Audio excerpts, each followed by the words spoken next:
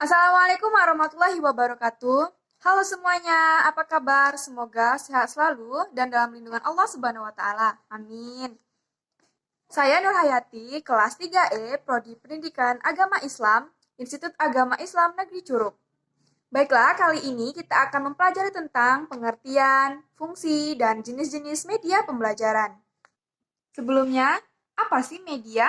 Media secara bahasa berasal dari bahasa Latin yaitu medium yang berarti perantara. Lantas, apakah pengertian media menurut para ahli? Yang pertama, AECT pada tahun 1977, media adalah segala bentuk dan saluran yang digunakan untuk penyaluran informasi. Yang kedua, menurut Robert Heineck, pada tahun 1986, media adalah sesuatu yang membawa informasi antara sumber dan penerima informasi.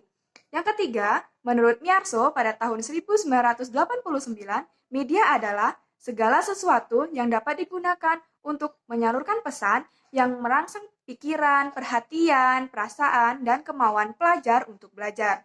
Jadi, apa sih kesimpulan pengertian media? Media adalah alat pelantara yang digunakan untuk menerima informasi dari sumber informasi dan penerima informasi.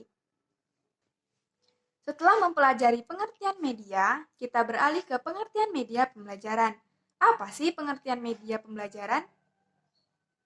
Menurut Rossi dan Bradle pada tahun 1966, media pembelajaran adalah seluruh alat dan bahan yang digunakan untuk tujuan pendidikan, seperti radio, televisi, buku, koran, majalah, dan lain-lain. Yang kedua, menurut Gagnell pada tahun 1970, media pembelajaran adalah komponen yang ada dalam lingkungan siswa yang dapat merangsangnya untuk belajar. Yang ketiga, menurut Gerlach pada tahun 1980, media pembelajaran adalah orang, bahan, peralatan, dan kegiatan yang diciptakan untuk memperoleh pengetahuan dan keterampilan. Jadi, media pembelajaran adalah segala sesuatu seperti alat, lingkungan, dan segala kegiatan yang dikondisikan ataupun tidak untuk mengubah sikap, menambah wawasan ilmu, pengalaman belajar, dan menanamkan keterampilan pada setiap orang yang memanfaatkannya.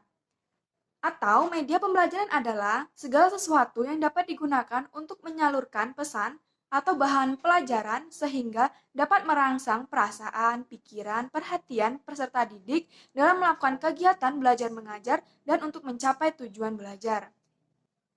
Materi selanjutnya yaitu fungsi media pembelajaran.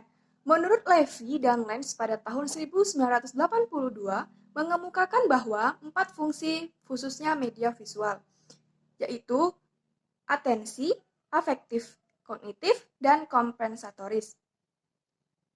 Fungsi atensi yaitu menarik dan mengarahkan siswa untuk berkonsentrasi terhadap isi pelajaran. Yang kedua, fungsi afektif, yaitu gambar atau lambang visual dapat menggugah emosi dan sikap siswa.